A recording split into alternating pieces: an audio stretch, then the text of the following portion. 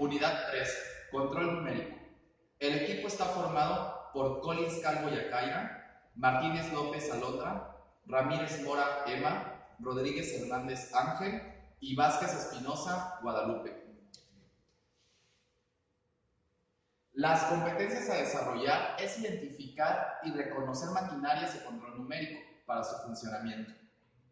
Conocer el funcionamiento de dichas maquinarias para lograr una operación óptima de las mismas. Conocer cada uno de los elementos que integran dichas máquinas para poder dar solución a problemas que se presenten en su operación y funcionamiento. Conocer el desarrollo tecnológico de dichas maquinarias para así poder comprender el uso y aplicación de estas maquinarias en la actualidad en el campo laboral.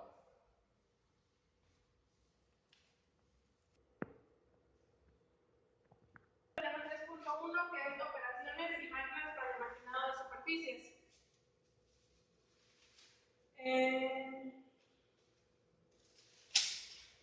Para empezar, ¿qué es mecanizado?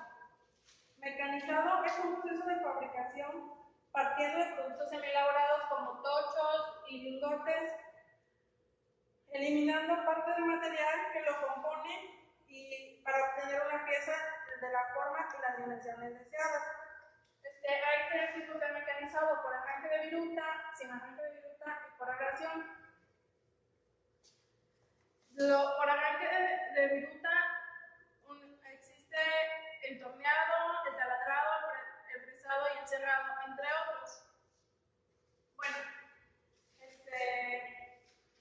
el torneado, para el torneado se utiliza una herramienta de corte para crear superficies de revolución por arranque de viruta, de sección circular, y la máquina que se utiliza es el torno.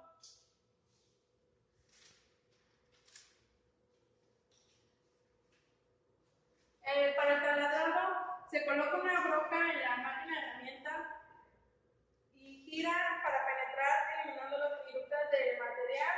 Y el cerrado, ese puede ser manual o por una máquina de herramienta.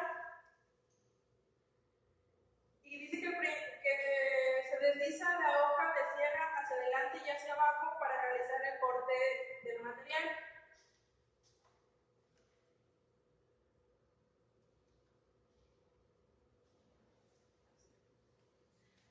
Este es un ejemplo de un fresado y se puede ver claramente las virutas, cómo se van desprendiendo las virutas.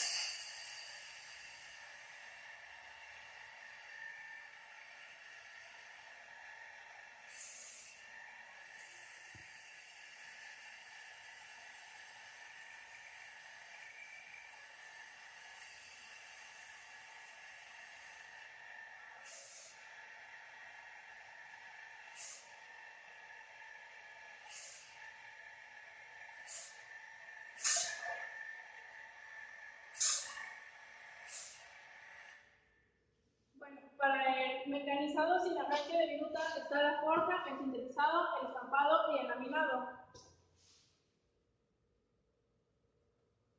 Bueno, para la forja, consiste que se puede realizar en caliente o frío y en el que la deformación del material se produce por la aplicación de fuerzas de compresión. Aquí se ve cómo está el material y cómo se comprime y agarra la forma del molde. Para el sinterizado es un proceso de fabricación de dispositivos mecánicos a través de la compresión de polvos y se necesita una presa para comprimir los productos y su objetivo es incrementar la fuerza y la resistencia de la pieza. Y el estampado, como se puede ver aquí, es un proceso de fabricación por el cual se somete un metal a una carga de compresión entre dos moldes. Aquí se pondría la pieza y baja esta y comprime el material y toma la forma. Y por último, la laminación.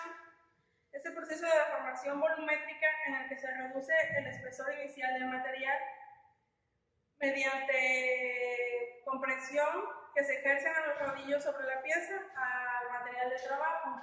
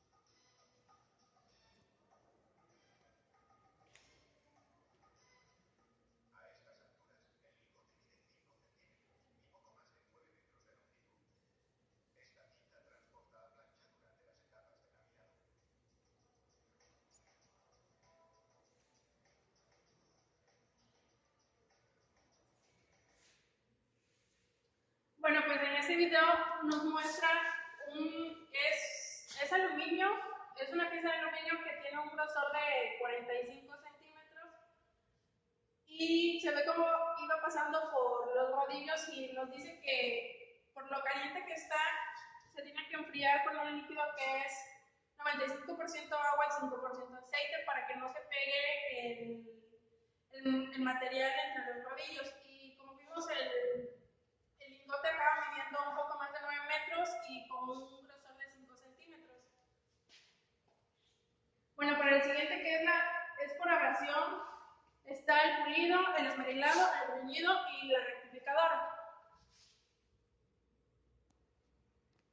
Bueno, el pulido es para los acabados, estos son para los acabados de la superficie. El pulido es para acabado con discos o bandas de tela cubiertos con polvos finos de alumina. El esmerilado consiste en la eliminación del material mediante la utilización de partículas abrasivas.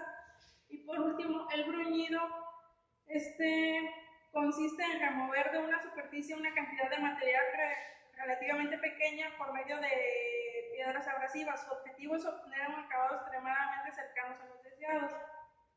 Y generalmente es utilizado para rectificar diámetros interiores, lo que consiste es en alisarlos. Y por último, la rectificadora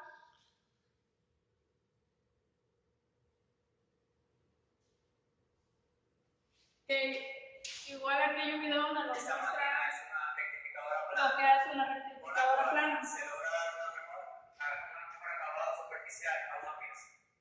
La rectificadora plana consta de una muela, la cual es la herramienta de trabajo, un electroimán, los ejes X, Y, Z, el activador del automático y un mando de control. Este es el panel de control de la rectificadora. Por ese botón encendemos el electroimán. Cuando esté encendido, esas luces van a llegar a verde. Y cuando lo apaguemos, el electroimán seguirá encendido hasta que deje de parpadear las luces y llegue solamente a la primera luz. En este caso ya estaría apagado el electroimán. Esos botones solo funcionan si el electroimán está encendido. Por ese botón le damos energía a la máquina.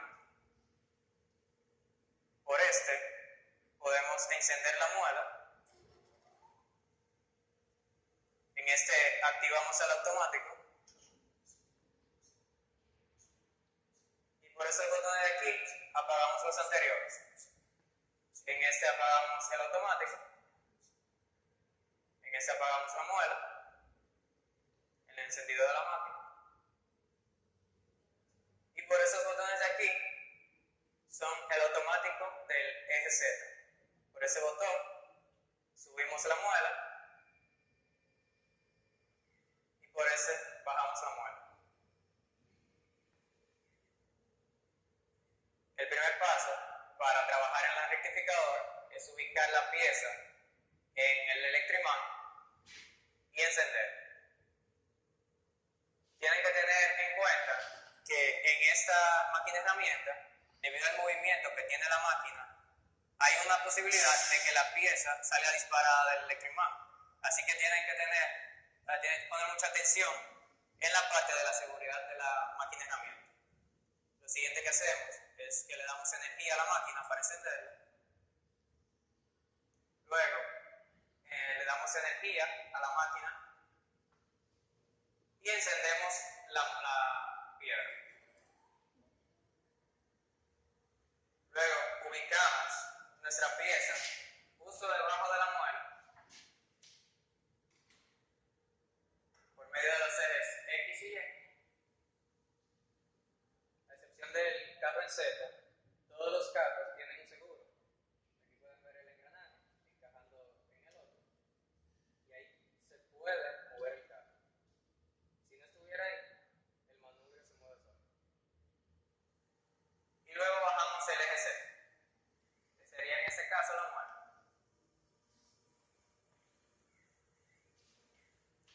Cuando estemos cerca, activamos el automático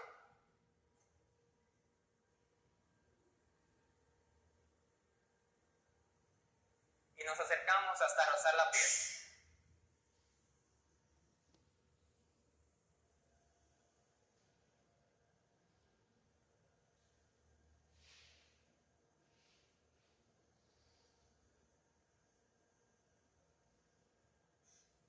Luego de que procedemos, le damos la profundidad que queremos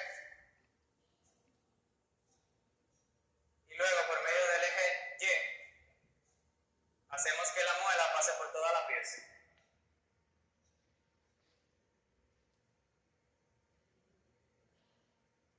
Repetimos el mismo proceso hasta obtener la medida deseada.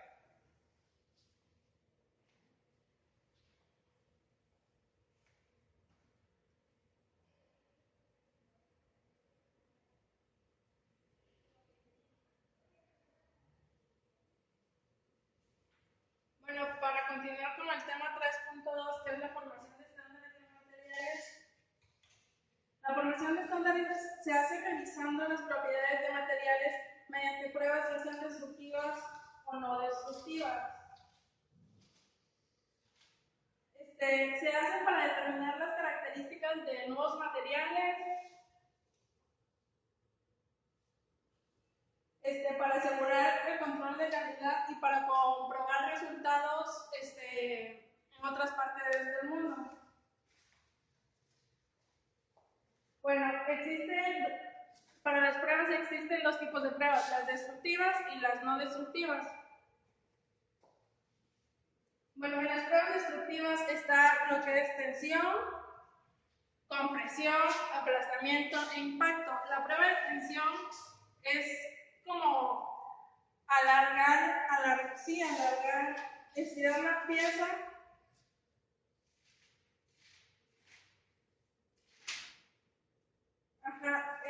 Esta prueba proporciona información sobre las propiedades mecánicas, ya sea la resistencia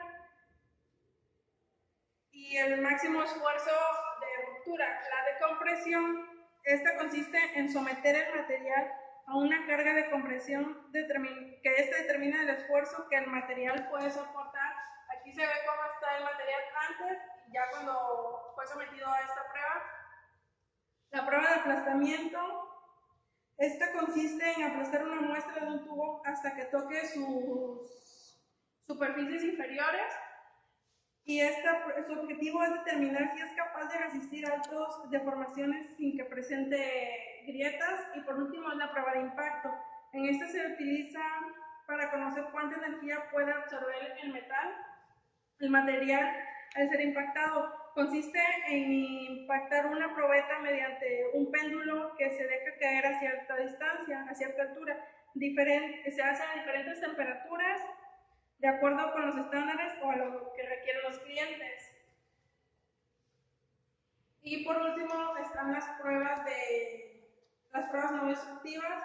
Aquí está la emisión acústica, las pruebas magnéticas, la inspección visual y el ultrasonido.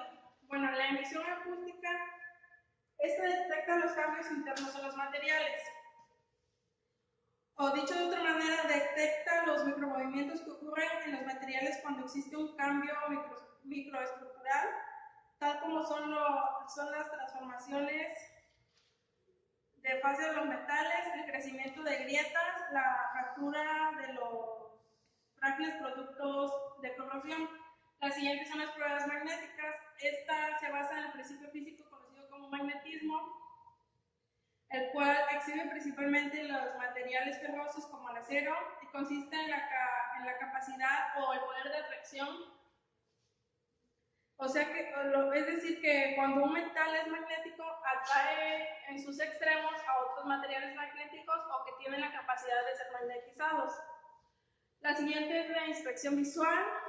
En esta, pues es una de las pruebas destructivas más ampliamente utilizadas, ya que gracias a esta uno puede obtener información rápidamente de la condición superficial de los materiales que se están inspeccionando. Y por último, el ultrasonido. En este se basa en la generación y detección de ondas elásticas a través de los materiales. Y algunas sociedades que se encargan de la estandarización es la ASTM, que es la Sociedad Norteamericana para Pruebas de Materiales, la ISO, que es la Organización Internacional de Estandarización, y la DIN, que es el Instituto Alemán para Estándares. Punto 3. Máquinas, herramientas controladas numéricamente. Les voy a mencionar unos puntos que hablan acerca de la CN. Las grandes máquinas herramientas se encargaban del trabajo de maquinado dentro del sistema. Aplican secuencia de instrucciones programada de antemano. Los primeros modelos recibían instrucciones por medio de una cinta o tarjeta perforada. Y actualmente es la forma más común de automatización.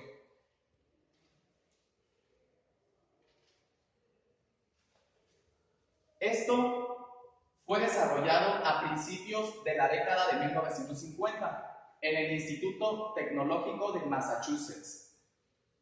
Esta búsqueda de métodos más eficiente para la fabricación de aviones jet que la Fuerza Aérea de los Estados Unidos requería.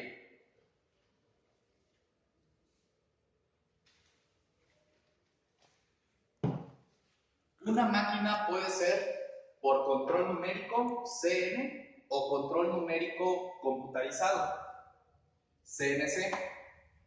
Y las máquinas con control numérico por computadora son unidades autónomas de equipo, cada una de las cuales está controlada por su respectiva microcomputadora.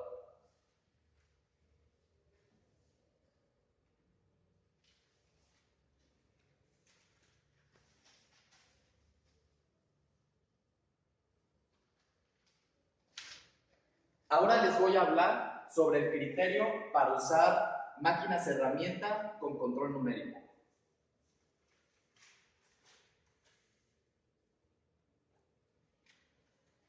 El servocontrol en sistemas de control numérico es un mecanismo auxiliar que multiplica automáticamente y con exactitud el esfuerzo realizado por una máquina. Su uso es muy específico para lugares donde se requiere exactitud en la velocidad y en la posición de una máquina. Ay, Ángel, ¿por qué te pasas enfrente del...?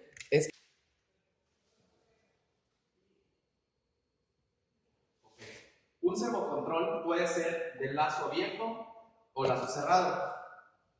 De lazo abierto es que la mesa puede sobrepasar o no alcanzar la posición deseada debido a cambios en la inercia, desgastes o fricción. Y de lazo cerrado, los sensores de posición permiten corregir el movimiento de la mesa y corregir una mayor precisión y repetitividad.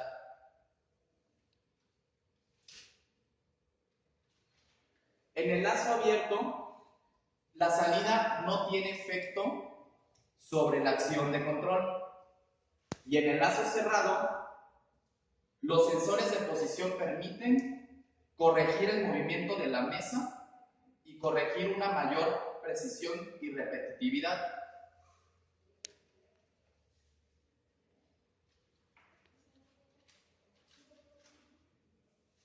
Criterios básicos en control numérico. Los criterios básicos son el control punto a punto, el control lineal y el control de contorno. El control punto a punto no es posible realizar trayectorias. En el control lineal solo es posible controlar simultáneamente el movimiento de un eje. Y en el control de contorno es posible controlar el movimiento de dos o más ejes de forma simultánea.